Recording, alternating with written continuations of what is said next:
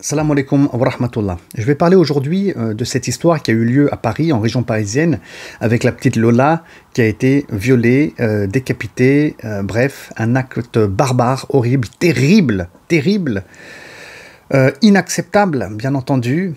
C'est du satanisme, c'est horrible. Voilà, il n'y a pas de mots pour décrire ce qui s'est passé avec cette gamine. Vraiment, qu'Allah subhanahu wa ta'ala, vraiment la prenne en miséricorde. Et je voulais pas parler de ça en vérité, mais je me sens un peu obligé. Pourquoi? Parce qu'on en parle énormément dans les médias, avec aucun respect du deuil de la famille, aucun respect par rapport à la petite Lola, et en plus on met sa photo partout. C'est horrible, ce comportement qu'il y a au niveau des médias et au niveau de nombre de politiques. Je ne parle même pas de la récupération politique ici, mais bref. Mais ce que j'aimerais souligner, et ce qui m'énerve, c'est qu'on veuille montrer du doigt l'Algérie. Je ne suis pas algérien. Et j'en ai rien à faire de l'Algérie, c'est pas mon pays d'origine, etc. C'est un pays comme la Chine, comme le Maroc, comme autres. Donc je parle avec une forme d'objectivité ici. Donc on nous dit que cette femme, elle est algérienne, elle n'avait plus rien à faire en France, et du coup, si on avait respecté la loi, elle ne serait pas là et le crime n'aurait pas eu lieu. Vous voyez? Donc là, on remet sur la table le sujet de l'immigration, blablabla, comme si c'est ça la cause de cet acte barbare. Et là, je suis vraiment malheureux, vraiment pas d'accord avec cette analyse-là. Alors certes, il faut respecter la loi française. Certes, il y a des gens qui sont censés ne plus être en France et qui le sont encore. C'est pas normal, on peut en discuter, on peut en débattre, mais c'est un sujet indépendant. Ici, c'est pas parce que cette femme est algérienne et qu'elle n'a rien à faire en France qu'elle a tué. C'est pas ça le motif de l'assassinat et de l'acte barbare. Il faut aller voir ailleurs. Il semblerait que le problème soit la folie de la personne, soit l'état psychologique de la personne. Donc il faut aller voir ailleurs, il faut attendre aussi, patienter, avant de parler dans les médias et sur le plan politique, que l'enquête soit clôturée, soit terminée, qu'on en sache bien plus sur ce qui s'est passé. Et si c'est l'état psychologique qui a mené à cet acte barbare, alors le débat politique, il doit être orienté vers ça, c'est-à-dire comment on gère en France des individus, des citoyens français, comme Émile Louis et d'autres, ou des gens comme elle, qui n'ont rien à faire en France, mais qui sont en France, c'est la réalité, ils sont présents, comment on gère leur état psychologique. Qu'en est-il des lois? Est-ce qu'on est trop souple avec eux? Parce que peut-être qu'elle va être internée, peut-être qu'il n'y aura pas de jugement. Est-ce qu'il faut qu'on soit plus sévère au niveau de la justice aussi par rapport aux peines légales? Là, on est sur des débats déjà qui me semblent plus intéressants et plus pertinents parce que personne ne veut qu'un acte comme celui-ci se reproduise. Et vous n'allez pas me faire croire que quand on a les Algériens ici et là, les Maghrébins qui sont présents en France inégalement ou des Africains, que si on règle ce problème, qui sera à mon sens jamais réglé totalement, il n'y aura plus de crimes en France. Mais c'est du jamais vu de penser comme ça. Et on a beaucoup, je citais Émile Louis, on a beaucoup de criminels qui ont tué des enfants, qui ont commis des massacres, mais qui sont d'origine française. Donc le problème sera toujours là. Donc il faut lutter ailleurs. Et là, c'est là qu'il faut se référer à la science. Le savoir. Le savoir, c'est l'enquête de police. Parce qu'ils sont sur le terrain, ils ont la personne en face, il y a les psychologues, il y a des experts. Et à partir de ce qu'ils vont conclure et avancer, c'est à partir de là que les médias devraient s'exprimer sur le sujet. C'est à partir de là que les politiques aussi devraient donner leur point de vue. Et c'est là qu'on fait émerger une problématique au niveau de la société, à partir des données scientifiques, et qu'on va chercher une solution concrète. Mais non, on est dans quoi? La politique qui prend le dessus sur la science. La politique veut qu'on mette ce sujet sur la table, celui de l'immigration. C'est ignoble, c'est horrible. Donc il y aura d'autres crimes, ça vous pouvez être sûr. Il y aura d'autres crimes barbares parce qu'on n'est pas en train de cibler le vrai problème.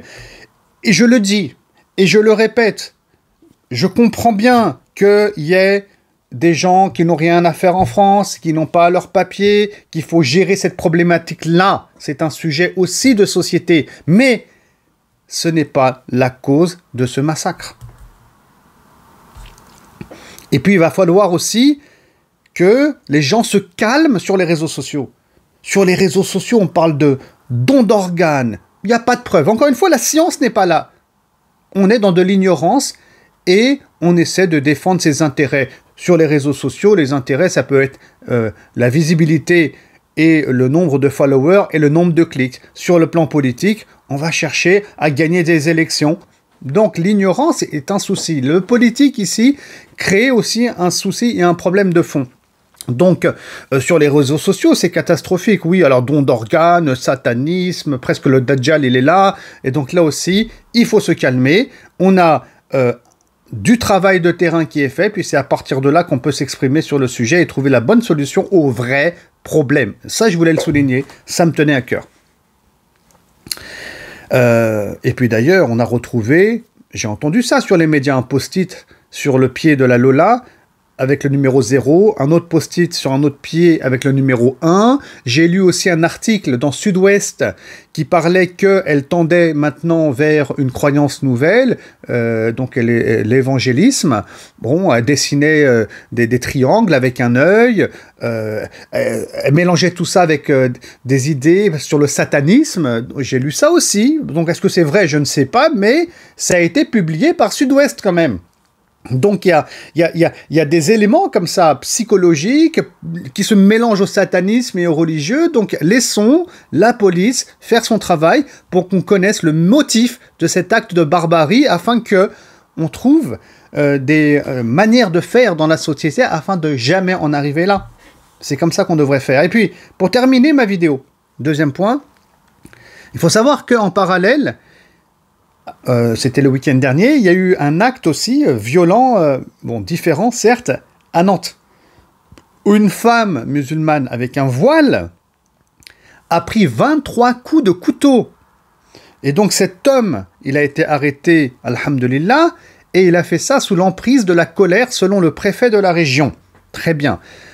Deux choses ici. La première chose, regardez la colère, où est-ce que ça peut mener. Et c'est pour ça qu'en islam, le croyant doit maîtriser sa colère.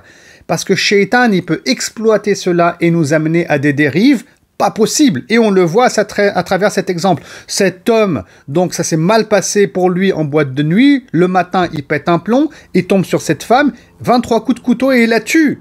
Qu'Allah subhanahu wa ta'ala la prenne en miséricorde. C'est très grave. On est dans une société avec le Covid, la guerre en Ukraine, l'inflation qui commence à être violente. Elle l'était déjà depuis des années en vérité, mais là, ça s'accélère. Donc faites attention à vous, citoyens français, musulmans, pas musulmans.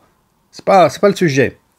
Donc la colère, aujourd'hui, elle peut faire dérailler des individus. Et donc attention. Et puis aussi, j'aimerais dire que c'est quand même aussi dommage le message qui est envoyé là par les médias à la population musulmane qui se sentira, vous savez, un peu lésée. Les gens en parlent, oui, alors on n'en parle pas du tout à la télévision, on ne parle pas de cet événement à Nantes, pourtant c'est une femme qui portait un voile, qui était musulmane. Est-ce qu'il y a un lien avec le fait qu'elle soit musulmane, qu'elle ait été poignardée et tuée? Pas un mot, c'est très calme au niveau médiatique sur cette thématique-là. J'imagine que ça aurait été une autre communauté, on aurait fait beaucoup de bruit. Les politiques se seraient déplacés. Et ça aussi, c'est un problème. Moi, je ne dis pas que c'est un acte islamophobe. Mais le problème, moi, il me dérange derrière. C'est la gestion toujours politique de ces faits divers, entre guillemets, qui ont lieu dans la société française. Et comment les sujets, ils sont emmenés ici ou là. Et c'est ce qu'on appelle de la récupération politique, vous voyez? Et ça, c'est gênant. Et comment les médias aussi ils vont dans le sens des politiques. Bon, ben voilà, ça se passe ensemble. Et nous, le peuple, on est en bas, on galère, on souffre, on sent qu'il y a de l'injustice. Et tout ça, c'est pas positif. Donc, soyons honnêtes et travaillons toujours sur les données, Inch'Allah Ta'ala, scientifiques faites sur le terrain. Et on espère que les choses s'amélioreront par la suite au niveau médiatique, au niveau aussi du politique. Voilà, je voulais faire ce coup de gueule un peu. Et j'espère que mon message a été clair. Assalamu alaikum wa rahmatullahi wa barakatuh.